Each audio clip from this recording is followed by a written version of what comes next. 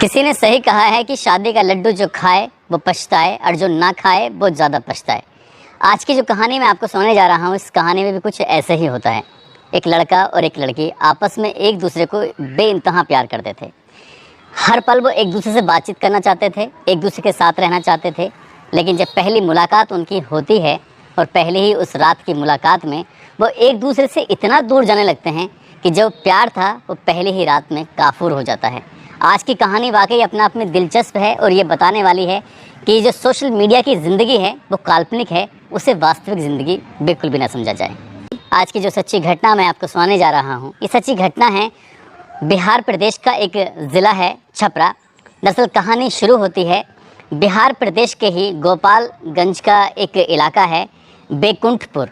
यहाँ की एक लड़की जिसकी उम्र लगभग 17 साल के आसपास होगी, उसने 12th पास किया था। 12th पास करने के बाद अपने पापा अपनी माँ से कहती है कि मुझे पढ़ने के लिए दिल्ली जाना है, उसके लिए तुम मेरी मदद कर दो। लड़की ने जब अपने पापा को अपने बारे में बताया कि वो दिल्ली जाकर क्या पढ़ाई करना चाहती है, तो इसी के लिए घर वाले तैयार हो जाते हैं, क्योंकि हाई स्कूल और इंटर में उसके मार्क्स जो थे बहुत अच्छे थे, अच्छे नंबरों से वो पास हुई थी। परिवार को उस पर पूरा भरोसा था, इसलिए उसका जो टिकट था वो दिल्ली के लिए कटवा देते हैं। दिल्ली में तो उसे जगह मिलती नहीं है, इसलिए वो गुरुग्राम में रहना शुरू कर देती है और गुरुग्राम में रह कर वो आगे के बारे में सपने सजो रही थी, आगे के बारे में कुछ करना चाहती थी। एक दिन उसने अपना फेसबुक पर अकाउंट भी बनाया। फेसबुक पर अकाउंट बनाने के बाद जब उसके फेसबुक के लगातार पन्ने दर पन्ने पलट रही थी, तभी एक रिक्वेस्ट आती है, फ्रेंड रिक्वेस्ट। उस फ्रेंड रिक्वेस्ट को वो स्वीकार कर लेती है और ये मामला था मार्च 2023 का। जैसे ही फ्रेंड रिक्वेस्ट को स्वीकार करती है, बातचीत का सिलसिला शुरू होता है। सामने एक लड़का होता है, वो लड़का अपने आप को राहुल बताता है, कहता है कि वो बिहार के छपरा का रहने वाला है। लेकिन जब उसके बारे में पता किया जाता है तो पता चलता है कि लड़का 16 साल का है, लड़की 17 साल की और लड़का जो उसे मिलता है वो 16 साल का। लेकिन हाई स्कूल में फेल हो गया है, इसलिए उसने आगे की पढ़ाई जारी नहीं रखी। अब इन दोनों की बातचीत का सिलसिला शुरू होता है, कभी हिंदी में तो कभी भोजपुरी में। लड़की होशियार थी तो उसे अंग्रेजी भी सिखाने लगती है और उसे मोटिवेट कर रही थी कि देखो, जो पढ़ाई तुमने छोड़ दी है उस पढ़ाई को छोड़ना नहीं है, बल्कि आगे पढ़ाई करना है। जब ये दोनों एक दूसरे से बातचीत क्या करते थे, अब ऐसा कोई वक्त नहीं था, रात हो या दिन हो, हर वक्त बस कोशिश रहती कि नोटिफिकेशन कोई बेल आएगी, उसके बाद देखेंगे कि उसने क्या कहा है। कभी मैसेंजर चेक करते थे तो कभी ये देखते थे कि कौन सा अपडेट किया गया है। दोनों की बातचीत का सिलसिला लगातार बढ़ता चला जाता है। वो दोनों एक दूसरे के इतने करीब आने की कोशिश कर रहे थे, ये फैसला करते हैं कि क्यों ना हम दोनों शादी कर लें। जब बात शादी की आती है तो लड़का 16 साल का होता है, लड़की 17 साल की होती है। अब इसी बात को देखते हुए फैसला लेने के लिए परेशान हो जाते हैं। हालांकि 3 महीने तक लगातार उनकी चैटिंग चलती रहती है और चैट के माध्यम से उनकी बातचीत होती थी और बातचीत का जो सिलसिला था वो बहुत ज़्यादा नज़दीकी की तरफ आने लगता है। उन्हें लगता है कि शायद आगे की ज़िंदगी जो भी कुछ होगा वो देखा जाएगा, लेकिन अब दोनों साथ जिएंगे, साथ मरेंगे, अब साथ ही रहना है। बिल्कुल जो गुरुग्राम में लड़की रह रही थी गोपालगंज की, उस लड़की ने उस लड़के से कहा कि अब एक काम करते हैं, यहाँ से कहीं दूर चलते हैं। और दूर चलने की जब बारी आती है तो बिहार के छपरा के रहने वाली उस लड़की ने प्लान बनाया, तुम उधर से चलो गुरुग्राम से और मैं चलती हूँ इधर छपरा से, हम दोनों कानपुर में मुलाकात करेंगे। 2 जून यानी कि 2 जून 2023 को उनकी मुलाकात कानपुर के रेलवे स्टेशन पे होती है और स्टेशन पे जब मिलते हैं तो वो दोनों एक दूसरे को देखकर बेइंतहा खुश हो जाते हैं। ऐसा लग रहा था कि ज़िंदगी की सबसे ज़्यादा खुशियाँ उनको अब मिल चुकी हैं। अब उनके रास्ते में कोई अवरोधक नहीं है, कोई रोड़ा नहीं है। लड़का और लड़की ने फैसला किया, अपने अपने घर वापस नहीं जाएंगे और उस जगह पर नहीं जाएंगे जहाँ पर हम लोग रह रहे हैं। इसलिए उन्होंने मुंबई का टिकट कटाया, मुंबई की ट्रेन पकड़ते हैं और सीधा मुंबई पहुंच जाते हैं। मुंबई जाने के बाद सबसे पहले वो दोनों एक मंदिर जाते हैं, मंदिर जाने के बाद शादी कर लेते हैं। शादी हो जाती है। अब यहाँ से क्योंकि उनके पास इतने पैसे नहीं थे कि आगे सर्वाइव कर सकें, इसलिए लड़के ने क्या काम किया कि जो अलग अलग फैक्ट्रियाँ थीं वो फैक्ट्री में जाना शुरू कर देता है काम की तलाश में। अब काम चाहे कुछ भी मिले, कैसे भी मिले, लेकिन काम करना था, क्योंकि उसे अपना पेट पालना था, जो अपनी पत्नी थी उसका पेट पालना था।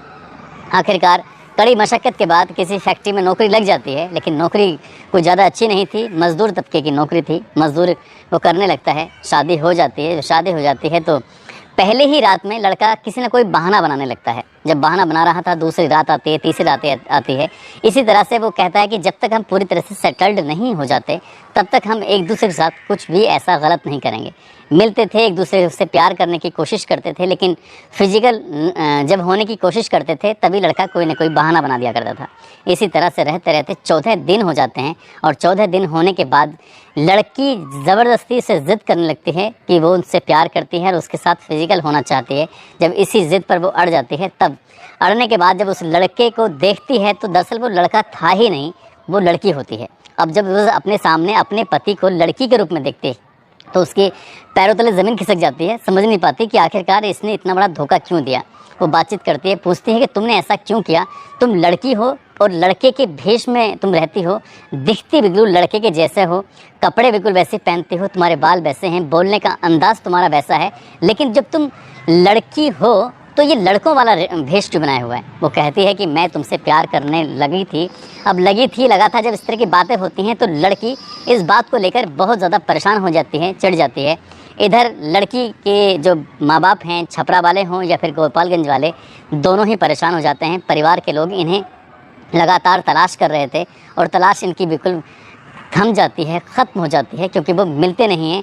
कभी लड़की को छपरा के इलाके में ढूंढा जा रहा था तो उस लड़की को गुरुग्राम और दिल्ली के इलाके में ढूंढा जा रहा था। उसके संपर्क में जितने भी लोग थे उनको भी तलाश किया जा रहा था।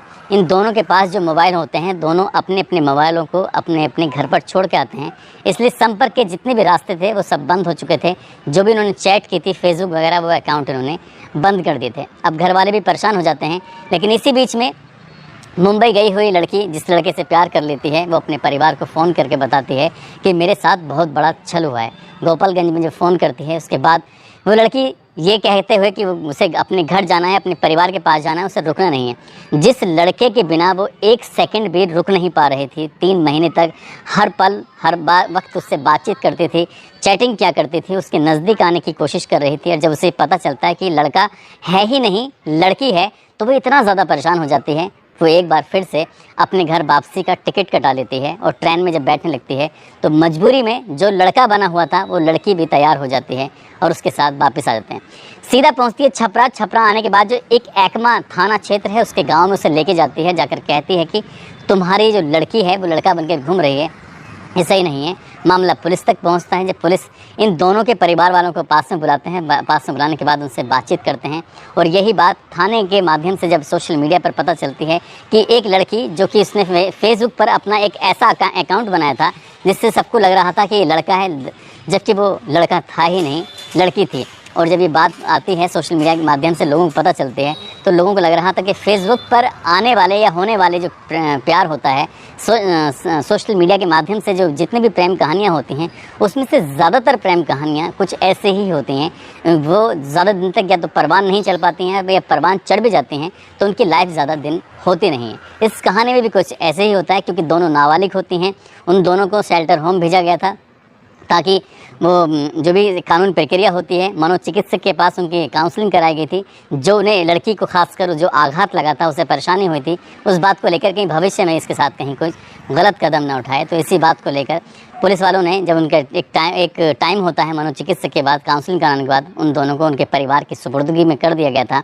और हैरान करने वाली बात यह भी थी कि लड़की घर पहुंची थी तब भी उसने अपनी मांग में सिंदूर भरा हुआ था।